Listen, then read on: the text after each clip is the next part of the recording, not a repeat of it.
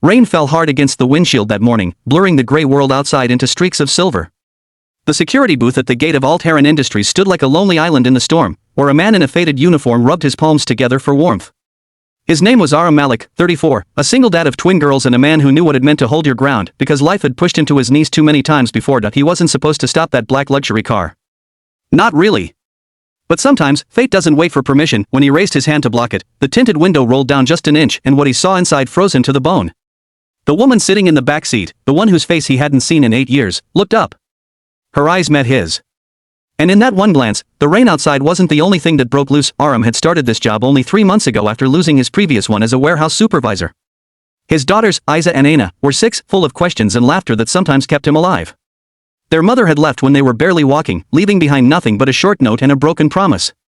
He'd built his world around those girls, stitching every moment of exhaustion with quiet love. The night shifts, the early mornings, the skipped meals, it was all worth it when they ran into his arms after school, but that morning had been rough. The landlord had threatened eviction, the school had sent another unpaid fee reminder, and his old motorcycle had finally refused to start.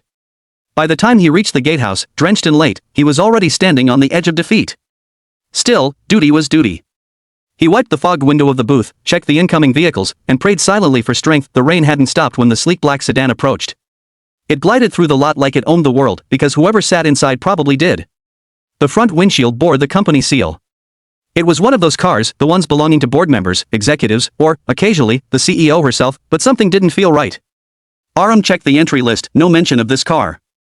Protocol demanded verification, even if it meant annoying powerful people. He stepped forward, lifted his hand, and the car came to a reluctant stop of the driver, a tall man in a suit, rolled down his window just enough to glare. "What's the problem?" Aram tried to keep his tone respectful. "Sir, your vehicle isn't listed for entry. Can you please confirm?" Before he could finish, the back window slid down, and there she was, Zoya Ashraf, CEO of Altera Industries. The youngest woman in Pakistan's corporate circle to take a multinational helm. Dressed in a pearl gray business suit, her hair tied in an elegant bun, a faint scar just below her right eyebrow, the one he remembered leaving there the night she'd stormed out of his life, his breath caught. For a second, he forgot the rain, the booth, the guard uniform, everything.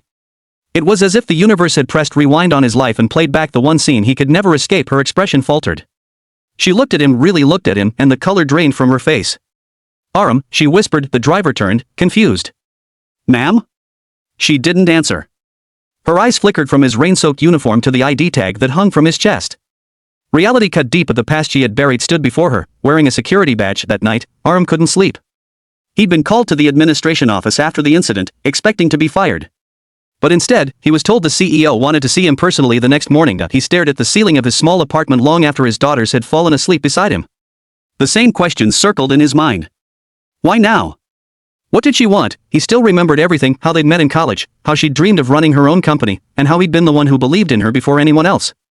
They were supposed to conquer the world together. But when she'd chosen her career over him, over the baby she hadn't wanted at that time, it broke them both in ways that couldn't be repaired. Only later, after the twins were born, had he realized that she'd never known about them. He had kept it from her, too proud, too wounded. And now, fate had dragged them into the same world again. The next morning, he entered the executive floor, his shoes leaving wet marks on the marble tiles. The receptionist looked up nervously. "Mr. Malik? The CEO was waiting for you." Zoya stood by the window when he walked in, sunlight pouring over her like a spotlight. She turned slowly, her eyes softer than he expected. 8 years, she said quietly. "You disappeared." He clenched his fists. "You made it easy to go." "I didn't know," her voice cracked. "I didn't even know you had kids, Aram." "They're my life," he said simply. For a long moment, neither spoke.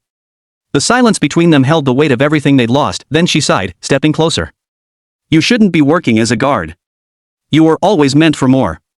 "I can help," he cut her off. "I don't need your pity, Zoya." "It's not pity," she said. "It's regret." Something shifted in her tone, raw, human. The CEO mask slipped for a heartbeat, revealing the woman he once knew. "Let me make it right," she whispered. Aram didn't answer. He only looked at her, his heart torn between anger and something he thought had long died. Days turned into weeks, and some other paths kept crossing. She found excuses to check on security protocols. Bringing him coffee she claimed was for the team. He avoided her at first, but the walls slowly crumbled. She began to know Isa and Aina, visiting the gate occasionally just to wave at them after school, and for the first time in years, Aram saw something he never expected to see in her eyes again: care. But the company faced a crisis soon after, a corruption scandal that threatened to destroy everything she'd built. Someone from her board had leaked documents, and she was being blamed. Investors pulled out, and the media turned ruthless. Aram watched from the sidelines as her world collapsed. And yet, even when she was accused of things she hadn't done, she stood firm, refusing to break point. One night, she showed up at his apartment, drenched and shaking. "They've suspended me," she said softly. "Everything's gone." He didn't think twice. He brought her in, gave her his daughter's towel to dry off, and sat beside her as silence filled the room. "I thought success meant being untouchable," she whispered. "But it's the people who stand beside you that really make you strong." Aram smiled faintly. "Now you sound like the woman I fell in love with." Tears glistened in her eyes. "Maybe she never stopped loving you." When the truth came out, a whistleblower revealed the real culprit. Zoya was reinstated.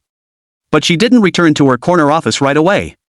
Instead, she walked to the security gate one morning, wearing a simple white shellwork camise, her hair loose and free.